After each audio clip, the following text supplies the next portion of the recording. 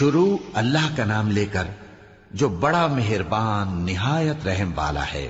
الف لام را، یہ ایک پر نور کتاب ہے، اس کو ہم نے تم پر اس لیے نازل کیا ہے کہ تم لوگوں کو اندھیروں سے نکال کر روشنی کی طرف لے جاؤ، یعنی ان کے پروردگار کے حکم سے عزت والے خوبیوں والے مالک کے راستے کی طرف، یعنی اس اللہ کے راستے کی طرف کہ جو کچھ آسمانوں اور زمین میں ہے سب اسی کا ہے۔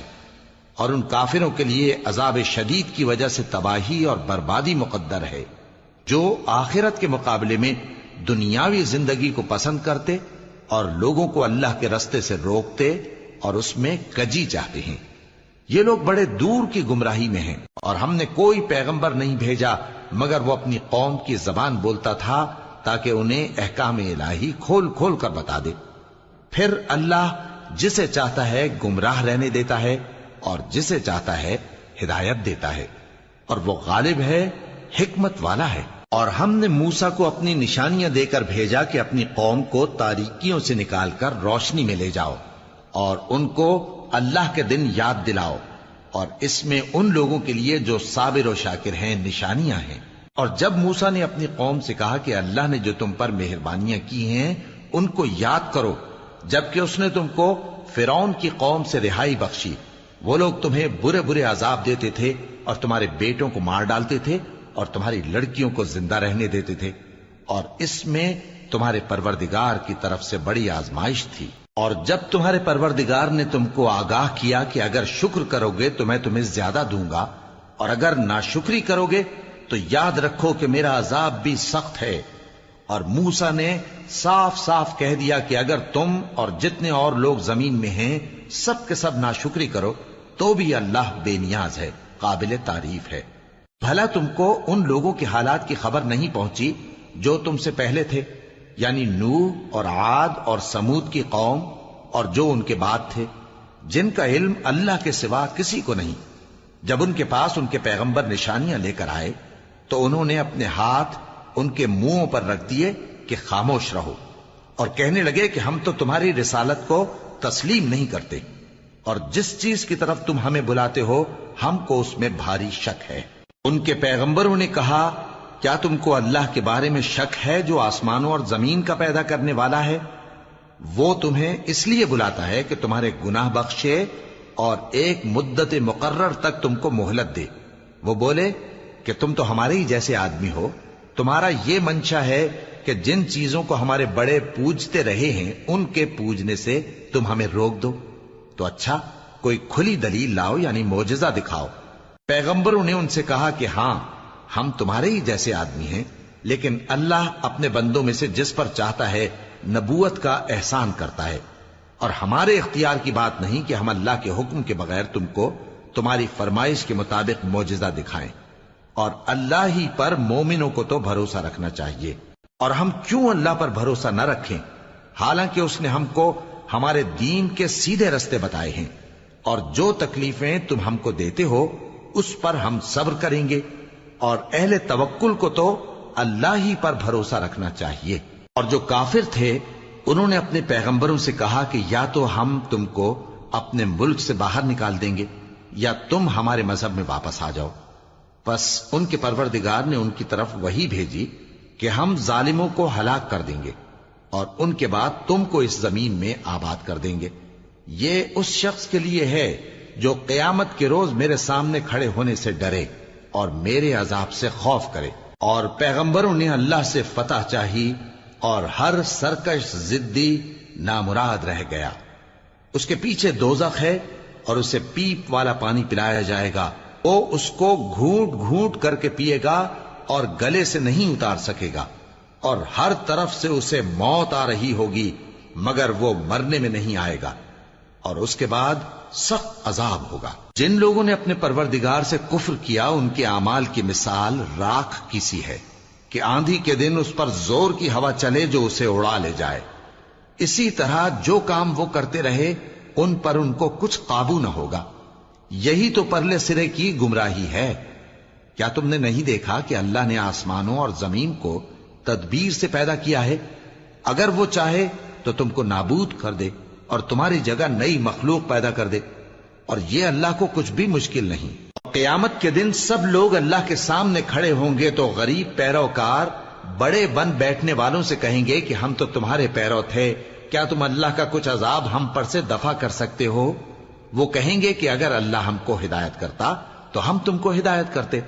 اب ہم گھبراہٹ ظاہر کریں یا صبر کریں ہمارے حق میں برابر ہے، کوئی جگہ رہائی کی ہمارے لیے نہیں ہے۔ اور جب حساب کتاب کا کام فیصل ہو چکے گا تو شیطان کہے گا جو وعدہ اللہ نے تم سے کیا تھا وہ تو سچا تھا، اور جو وعدہ میں نے تم سے کیا تھا وہ جھوٹا تھا، اور میرا تم پر کسی طرح کا زور نہیں تھا۔ ہاں، میں نے تم کو گمراہی اور باطل کی طرف بلایا تو تم نے جلدی سے اور بے دلیل میرا کہنا مان لیا۔ تو آج مجھے ملامت نہ کرو، اپنے آپ ہی کو ملامت کرو۔ نہ میں تمہاری فریاد رسی کر سکتا ہوں اور نہ تم میری فریاد رسی کر سکتے ہو۔ میں اس بات سے انکار کرتا ہوں کہ تم پہلے مجھے شریک بناتے تھے۔ بے شک جو ظالم ہیں ان کے لیے درد دینے والا عذاب ہے۔ اور جو ایمان لائے اور عمل نیک کرتے رہے وہ بہشتوں میں داخل کیے جائیں گے جن کے نیچے نہریں بہہ رہی ہیں۔ اپنے پروردگار کے حکم سے وہ ہمیشہ ان میں رہیں گے، وہاں وہ ہر ملاقات پر ایک دوسرے کو سلام کہیں گے۔ کیا تم نے نہیں دیکھا کہ اللہ نے کلمہ طیبہ کی کیسی مثال بیان فرمائی ہے؟ وہ ایسی ہے جیسے پاکیزہ درخت جس کی جڑ مضبوط ہو اور شاخیں آسمان میں پھیلی ہوں۔ وہ اپنے پروردگار کے حکم سے ہر موقع پر پھل لاتا ہو، اور اللہ لوگوں کے لیے مثالیں بیان فرماتا ہے تاکہ وہ نصیحت حاصل کریں۔ اور ناپاک بات یعنی غلط عقیدے کی مثال ناپاک درخت کی سی ہے کہ وہ زمین کے اوپر ہی سے اکھیڑ کر پھینک دیا جائے، اس کو ذرا بھی قرار و ثبات نہیں۔ اللہ مومنوں کے دلوں کو صحیح اور پکی بات سے دنیا کی زندگی میں بھی مضبوط رکھتا ہے اور آخرت میں بھی رکھے گا۔ اور اللہ بے انصافوں کو گمراہ کر دیتا ہے، اور اللہ جو چاہتا ہے کرتا ہے۔ کیا تم نے ان لوگوں کو نہیں دیکھا جنہوں نے اللہ کے احسان کو ناشکری سے بدل دیا اور اپنی قوم کو تباہی کے گھر میں لا اتارا، یعنی دوزخ میں، کہ سب ناشکرے اس میں داخل ہوں گے اور وہ برا ٹھکانہ ہے۔ اور ان لوگوں نے اللہ کے شریک مقرر کیے کہ لوگوں کو اس کے رستے سے گمراہ کریں۔ کہہ دو کہ چند روز فائدے اٹھا لو، آخر کار تم کو دوزخ کی طرف لوٹ کر جانا ہے۔ اے پیغمبر، میرے مومن بندوں سے کہہ دو کہ نماز پڑھا کریں، اور اس دن کے آنے سے پیشتر جس میں نہ اعمال کا سودا ہوگا اور نہ دوستی کام آئے گی، ہمارے دیے ہوئے مال میں سے پوشیدہ اور علانیہ خرچ کرتے رہے۔ اللہ ہی تو ہے جس نے آسمانوں اور زمین کو پیدا کیا اور آسمان سے مے برسایا، پھر اس سے تمہارے کھانے کے لیے پھل پیدا کیے اور کشتیوں اور جہازوں کو تمہارے زیر فرمان کیا تاکہ وہ سمندر میں اس کے حکم سے چلیں، اور نہروں کو بھی تمہارے زیر فرمان کیا، اور سورج اور چاند کو تمہارے لیے کام میں لگا دیا کہ دونوں دن رات ایک ڈگر پر چل رہے ہیں، اور رات اور دن کو بھی تمہاری خاطر کام میں لگا دیا، اور جو کچھ تم نے مانگا سب میں سے تم کو عنایت کیا۔ اور اگر اللہ کے احسان گننے لگو تو شمار نہ کر سکو، مگر لوگ نعمتوں کا شکر نہیں کرتے۔ کچھ شک نہیں کہ انسان بڑا بے انصاف ہے، ناشکرا ہے۔ اور جب ابراہیم نے دعا کی کہ اے میرے پروردگار، اس شہر کو لوگوں کے لیے امن کی جگہ بنا دے، اور مجھے اور میری اولاد کو اس بات سے کہ بتوں کی پرستش کرنے لگیں بچائے رکھیو۔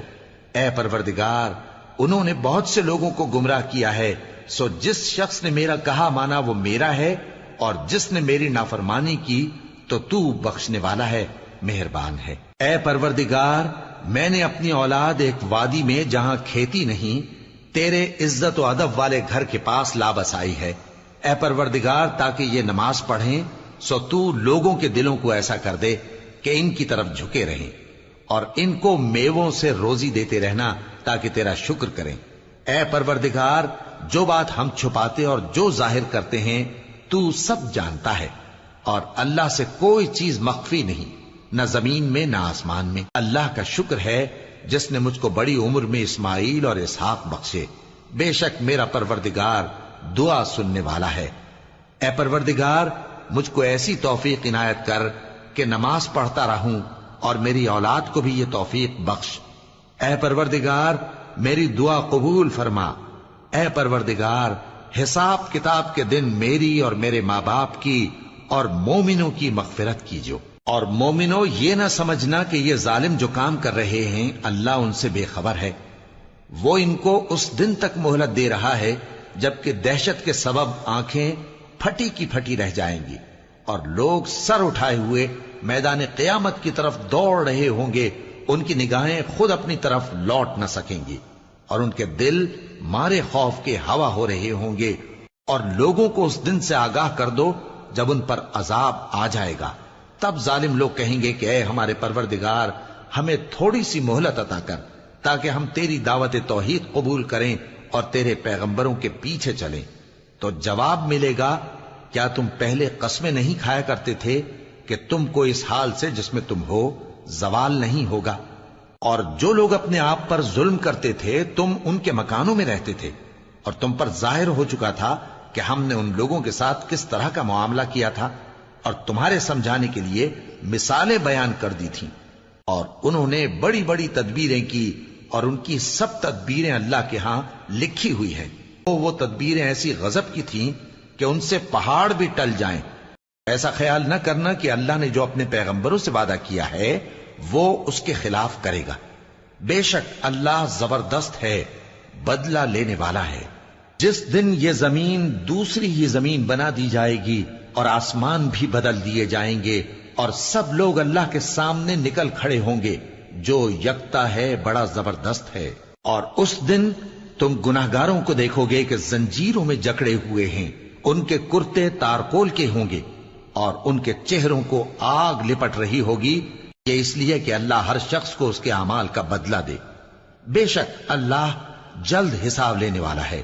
یہ قرآن لوگوں کے نام اللہ کا پیغام ہے تاکہ ان کو اس سے ڈرایا جائے اور تاکہ وہ جان لیں کہ وہی اکیلا معبود ہے، اور تاکہ اہل عقل نصیحت حاصل کریں۔